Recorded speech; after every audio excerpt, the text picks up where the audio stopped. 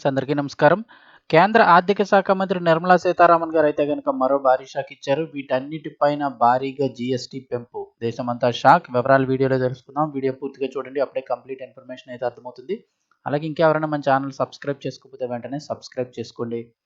ప్రభుత్వం నుంచి వచ్చే లేటెస్ట్ అప్డేట్స్ అన్నీ కూడా ఎప్పటికప్పుడు మన ఛానల్ ద్వారా మీకు తెలియజేయడం జరుగుతుంది. ఇంక వివరాల్లోకి వెళ్ళిపోదాం. రాజస్థాన్లోని జైసల్మీర్లో కేంద్ర ఆర్థిక శాఖ మంత్రి నిర్మలా సీతారామన్ అధ్యక్షతన నేడు జీఎస్టీ కౌన్సిల్ సమావేశం 55వ సమావేశం అయితే నిర్వహించడం జరిగింది.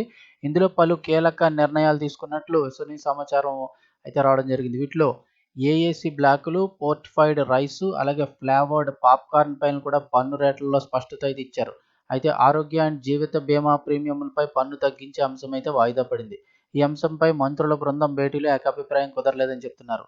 50% కంటే ఎక్కువ ఫ్లై యాష్ కంటెంట్ ఉన్న ఆటోక్లేవ్డ్ ఏరేటెడ్ కాంక్రీట్ బ్లాకులు, అలాగే హెచ్ఎస్ కోడ్ 6815 కింద వస్తాయని, అలాగే 18% బదులుగా 12% తక్కువ జీఎస్టీ రేటు వర్తిస్తుందని కౌన్సిల్ అయితే అంగీకరించింది. అలాగే కంపెనీలు వాడిన కార్ల విక్రయంపై పన్నును 12 నుంచి 18% పెంచేందుకు ఆమోదం తెలిపింది. ఇది ఈవీ కార్లకు కూడా వర్తిస్తుంది. అయితే వ్యక్తుల ద్వారా పాత కార్ల అమ్మకం, కొనుగోలుకు ఇది వర్తించదని అయితే చెప్తూ ఉన్నారు.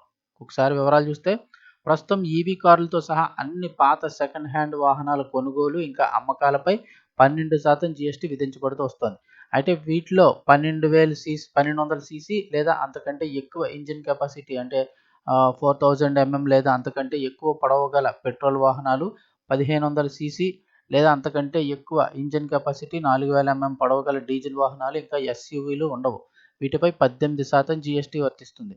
ఈ ఛార్జీలు సప్లయర్ మార్జిన్ సూచించే ధరకు మాత్రం వర్తిస్తుందంటే కొనుగోలు ధర, అమ్మకం ధర మధ్య తేడా అని చెప్తూ ఉన్నారు. నిజాన్ని చూస్తే పాత సెకండ్ హ్యాండ్ వాహనాల అమ్మకాలపై ఇప్పటికే 18% జీఎస్టీ ఉంది. కానీ వాటిని మార్జిన్తో విక్రయించినప్పుడు, అలాగే కంపెనీలు వాటిని కొనుగోలు చేసి తరుగుదలను క్లెయిమ్ చేసినప్పుడు ఇది జరుగుతుంది. ఈవీ అండ్ ఇతర వాహనాల అమ్మకాలపై కూడా 18% జీఎస్టీ అయితే వర్తిస్తుంది. ఇక పోర్టిఫైడ్ బియ్యంపై జీఎస్టీ తగ్గింపు చేయాలని కౌన్సిల్ సిఫారసు చేసింది. దాన్ని 5% అయితే తగ్గించారు.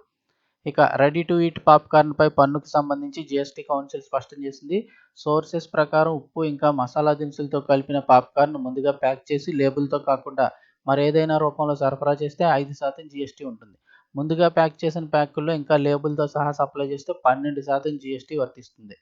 అయితే చక్కెరతో కలిపిన పాప్కార్న్ అంటే క్యారమెల్ పాప్కార్న్ వంటి చూస్తే 18% జీఎస్టీ వర్తిస్తుంది. అయితే కౌన్సిల్ పెండింగ్లో ఉన్న బీమా సంబంధిత విషయాలపై నిర్ణయాన్ని వాయిదా వేసింది. ఈ అంశంపై మంత్రుల బృందంలో ఈ భేటీలో ఏకాభిప్రాయం కుదరలేదంటున్నారు.